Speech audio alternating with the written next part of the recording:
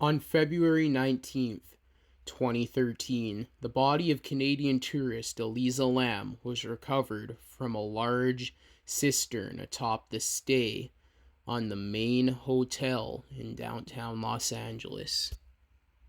Her cause of death was drowning, but the events leading up to her death have been a mystery for the most part. But before we get into that, hello, and welcome to the Murder House Radio Show. I'm your host, X. On this show, we will be covering serial killers, mass shooters, disappearances, true crime, and the most deplorable things and people in history. All that good, dark stuff. The Murder House Radio Show will be a radio show / podcast. I'll be uploading videos every Friday at 4 p.m. Mountain Standard Time. Make sure you hit the like and subscribe button. Once you hit the subscribe button, hit the bell notification button and select all to get all notifications if you are viewing on YouTube. Hit the follow button if you're listening on a podcasting platform. So sit down, get comfortable, grab some coffee or whatever your preferred beverage is, turn off the lights, and enjoy the show. Today's case will be on Elisa Lam, like I mentioned. It's a fairly popular case. A lot of you probably heard about it, but a lot of you may not have heard about it. So, let's dive into it. Her body was found on top of the Cecil Hotel in downtown Los Angeles, where she had been a guest. She was last seen alive on the 31st of January and was reported missing by her parents on the 1st of February. Her body was discovered by a hotel maintenance worker investigating complaints of flooding and low water pressures. Also, a horrible taste to the water. Interest in Lam's disappearance increased on the 13th of February when Los Angeles police released security camera footage of her behaving strange and erratically in the hotel elevator on the day she was last seen alive. The video went viral, while an autopsy was performed on the 21st of February, but it was inconclusive in determining the matter of her death. Like I said, they speculate it could be drowning. The Los Angeles County Coroner's Office subsequently ruled the death an accident, with bipolar disorder being a significant contributing factor. Guests at the Stay on Main, aka the Cecil Hotel, sued the hotel over this incident, and Lam's parents filed a separate lawsuit later that year. The latter was dismissed in 2015.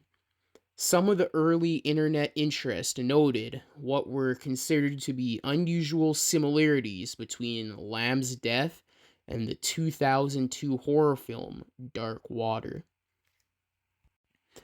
The movie Dark Water is a 2002 Japanese horror film directed by Hiru Nakata and written by Yoroshi Nakamura, and is based on the short story collection by Koji Tsukusa.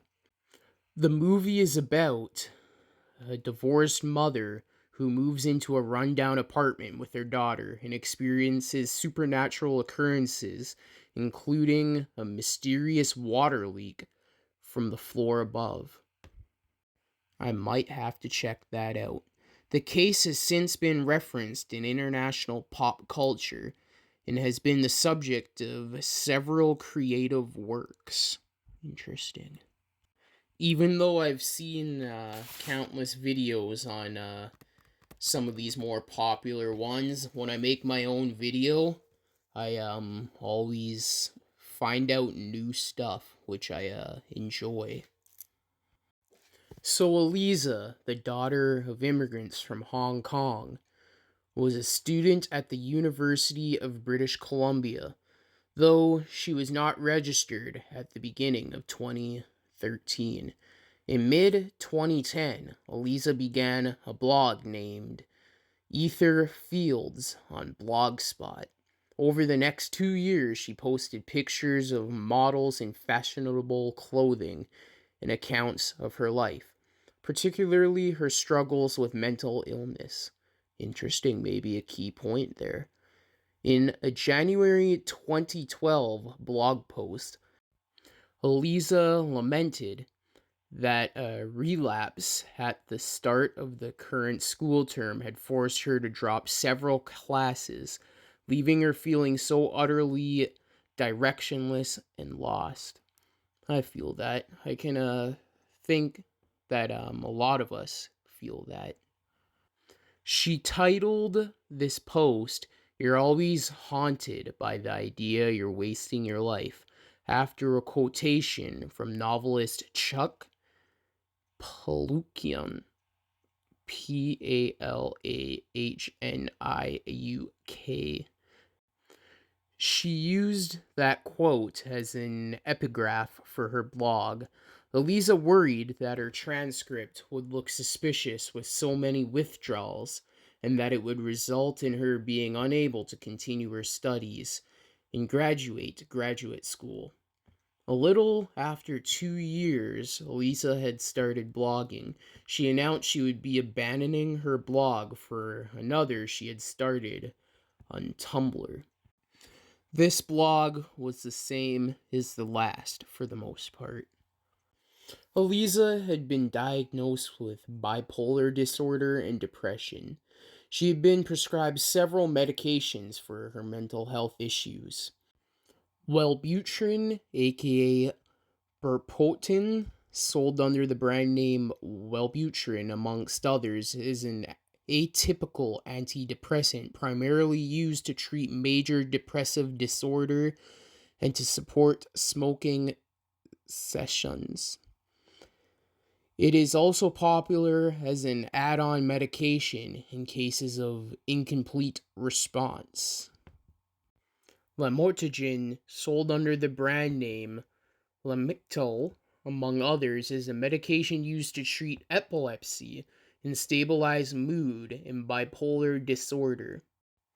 Quetiapine, sold under the brand name Sercol, amongst others, is an atypical antipsychotic medication used for treatment of schizophrenia, bipolar disorder, and major depressive disorders. Despite being widely used as a sleep aid due to its sedating effect. Interesting. Dextrogen Spansol is a central nervous system stimulant and inhibitor of amphetamine that is prescribed for the treatment of attention deficit hyperactivity disorder, ADHD, and narcolepsy. It is also used as an athletic performance and cognitive enhancer. Interesting. And it has recreational uses, but I won't get into that.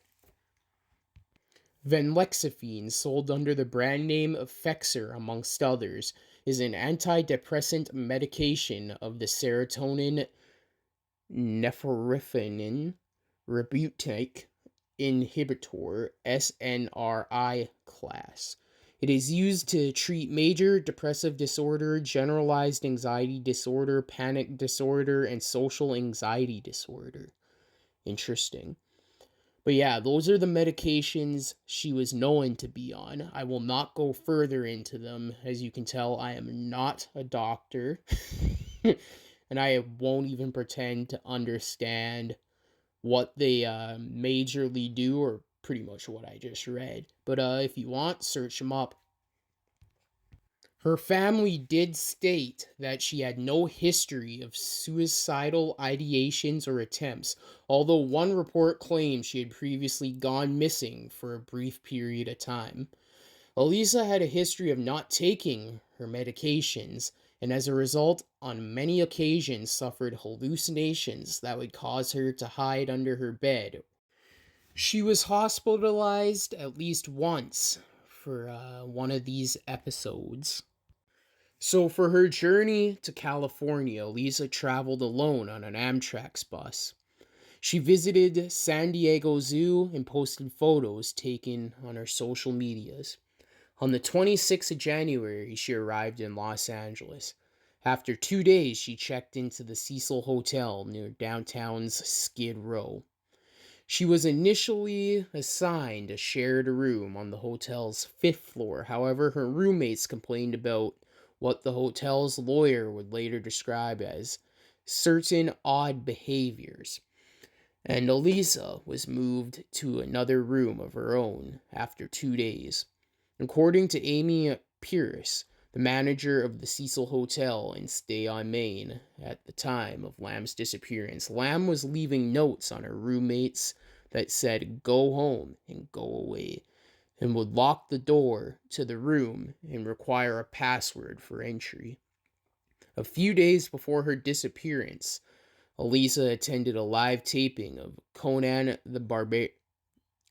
in Burbank, but was escorted off the premises by security due to disruptive behavior. She did stay in contact with her parents daily on her vacation up until the day she disappeared. On the 31st of January 2013, the day she was scheduled to check out of the Cecil Hotel and leave for Santa Cruz, her parents did not hear from her and called the police. Her family flew to Los Angeles to help search. The staff of the hotel who saw Elisa that day said she was alone. Outside the hotel, Katie Orphan, manager of the last bookstore, was the only person who recalled seeing her that day. She was outgoing, very lively, very friendly, while getting gifts to take home to her family, Orphan told CNN. Here's where it gets a little stranger. Police searched the hotel to the extent that they legally could. They searched Lamb's room and had dogs go through the building, including the roof where she was later found. But the dogs were unsuccessful in detecting her scent. Maybe it was the water, but there again, dogs would be able to lead up to the tower, and then. But we didn't search every room, Sergeant Rudy Lopez said in an interview or whatnot. We could only do that if we had had probable cause to believe a crime had been committed. On the 6th of February, the police needed more help and decided to post flyers around the neighborhood and online. It brought the case to the public's attention. There was an elevator video, the infamous elevator video, on February 13th. After another week with no sign of Elisa, the LAPD released a video of the last known sighting of her taken in one of the Cecil's elevators by a video surveillance camera on the 31st of January. In this video, she can be seen acting very erratically. I tried to play the video I was talking about, but it's copyrighted worldwide and blocked the video, so you're gonna have to search it up, and I'll leave a link for it in the description below. So during the search for Elisa, guests at the hotel began complaining about low water pressure. Some later claimed their water was colored black and had an unusual taste. The morning of the 19th of February, Santiago Lopez, a hotel maintenance worker, found Elisa's body in one of the four 1,000-gallon tanks located on the roof, providing water to the guests' rooms, kitchen, and coffee shop. Through the open hatch, he saw Lam laying face up in the water. The tank was drained and cut open since the maintenance hatch was too small to accommodate equipment needed to remove her body. The full coroner's report was released in June. The report stated she had died naked, and clothing familiar to what she was wearing in the elevator video was floating in the water. Coat with a sand-like particle. Her watch and room key were also found with her. Her body was moderately decomposed and bloated. It was mostly greenish with some marbling evidence of abdominal and skin separation evented. There was no evidence of physical trauma, sexual assault, or suicide.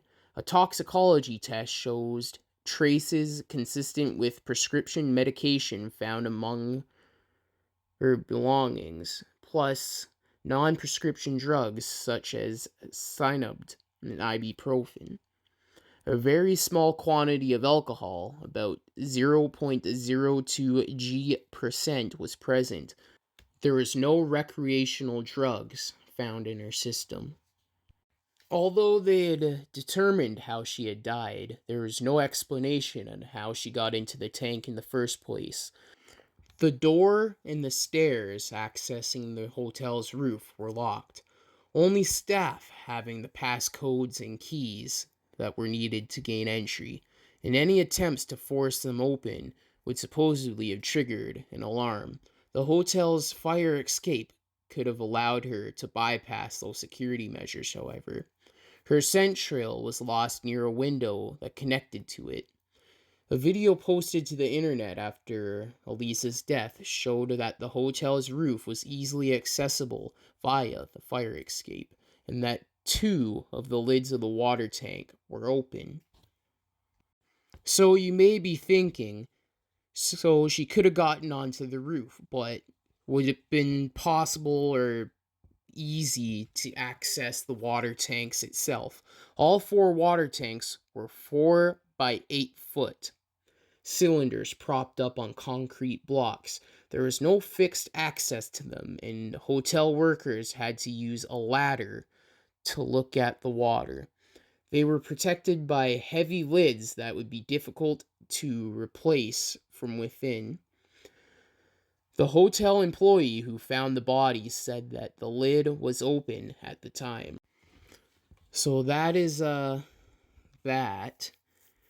In September of 2013, Elisa's parents filed a wrongful death suit claiming the hotel failed to inspect and seek out hazards in the hotel that presented an unreasonable risk of danger to Elisa and other hotel guests, in seeking unspecified damages and burial costs. The hotel argued it could not have reasonably foreseen Elisa might have entered the water tanks, and since it remained unknown how Elisa got into the water tanks, no liability could be assigned for failing to prevent it.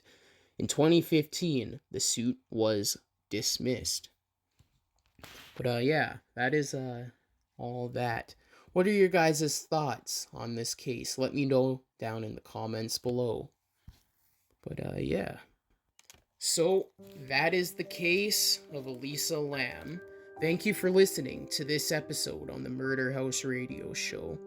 I hope you have a good rest of your Friday or whenever you are listening to this. Check out the social medias and the sources in the description below. Make sure you hit the like and subscribe button. Once you hit the subscribe button, hit the bell notification and select all to get all notifications. And hit follow if you're viewing on a podcasting platform. But this is your host X, signing off. See you next Friday.